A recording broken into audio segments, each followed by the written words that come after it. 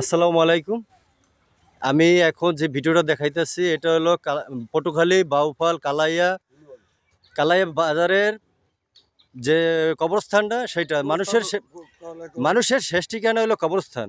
সেই শেষ ঠিকানার খবর কেউ রাখে না, যার যার ব্যস্ততায় সবাই ব্যস্ততা।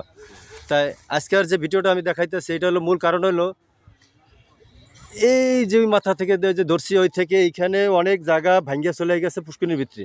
হ্যাঁ, এই গেল একটা, এখানে একটা বেরিবাদ হওয়ার কথা, এটা একটা রাস্তা হওয়ার কথা, সে রাস্তাটাও হয় নাই। কি কারণে হয় নাই সেটা আমি নিয়ে ব্যাখ্যা করতে রাজি না। আমার কথা হলো এটা যে কালাইয়াবাসী যারা আছেন, এই যে আমি একটা কবরস্থান দেখাই, এই যে বান্ধাইছে, এটা কিন্তু মূলত সরকারি জায়গা, এটা কোনো মালিকানা জায়গা না। এই যে একটা কবরস্থানে এই বান্ধাইছে, তারপর এই যে দেখেন এই একটা বান্ধাইছে, তারপর এরকম এই একটা কবরস্থান বান্ধাইছে, এক একজনে এক একটা জায়গা আছে, এই যে পাশে আবার বান্ধাইছে, এক করে জায়গা হলে একটা কবরস্থান বান্ধাইছে। তাইলে এটা সরকারি জায়গা। তাই সরকারি জায়গা যদি এরকম কবরস্থান বান্ধায়, তাইলে যে সামনে যে প্রজন্মের যে লোকগুলো আছে তারা মারা গেলে কোথায় তাদের ঠিকানা হবে, এরকম যদি সবাই বান্ধায় হেলে। তাই আমার কথা হইলো এই আমার কথা হলো এটা যে এরকম যদি সবাই বান্ধায়, তাহলে সামনে যে প্রজন্মের যে মানুষগুলো আছে তারা যে মারা গেলে তাদের কোথায় তাদের দাফন হবে, কোথায় তাদের কবর হবে। হ্যাঁ, এই ব্যাপারে আমার ভিডিওটা আমি এই ব্যাপারে জানতে চাই, বা আমার বাউফল কালাইয়াবাসীর যারা আছে মোটামুটি কথা সবাই জানতে চায় যে এরকম যদি কবরস্থান বাঁধানো হয়, এটা হলো খাট জায়গা, এটা হলো সরকারি জায়গা। হ্যাঁ, এইখানে যদি এরকম কবরস্থান বাঁধানো হয় তাহলে সামনে প্রজন্ম কোথায় যাবে, তাদের ঠিকানা কোথায় হবে?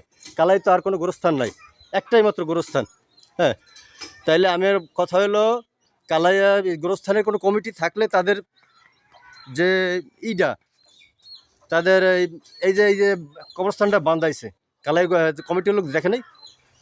আমি বলবো না যে তারা টাকা খাইয়ে বা এটা দেশে বা অমুক সমুক, এরকম কোনো মন্তব্য নিতে রাজি না। এটা হলো কালাই মাসে জানবে। আর এই যে ভিডিওটা দেখতে আসছেন এখন, এই যে রোডটা, এই রোডটা ওরেশ্বরে খারাপ। একটা মানুষ মারা গেলে কান্দে করে জানবে, ওখানে পাচার খাওয়া লাগবে 10 বার। রোডটা ভাঙ্গা, এই রোডটা ভালো করা দরকার। তারপর আরেকটা ভিডিও দেখাই, এইখান দিয়ে প্রায় 15 হাত জায়গা, এই সোজা 15 হাত জায়গা ভাঙ্গা চলে গেছে পানির ভিতরে। এইখানে একটা রোড হওয়ার কথা, একটা বেরিবাদ হওয়ার কথা। তাই পানি উন্নয়ন বোর্ড বা বাউফল থানার ইউনো মহোদয় এবং যারা আছেন, আমার আকুল আবেদন এইটার ব্যাপারে কোনো একটা অ্যাকশন নেন, যে ভবিষ্যতে এইখানে কেরা আর যারা কবরস্থানগুলো বান্ধাইছে আর যে না বান্ধাইতে পারে। হ্যাঁ, এই তাই স্থানীয় মানুষের কাছে আমি জিজ্ঞাসা করছি, হ্যাঁ, যে এইটা বান্ধাইছে কেরা, এক আছে যাদের শক্তি ক্ষমতা আছে, ক্ষমতা বা তাদের প্রভাব খাটাইয়ে তারা করছে। আচ্ছা ভাই, বলতে পারেন এই যে কবরস্থানগুলো যে বান্ধাইছে, এটা কি কোনো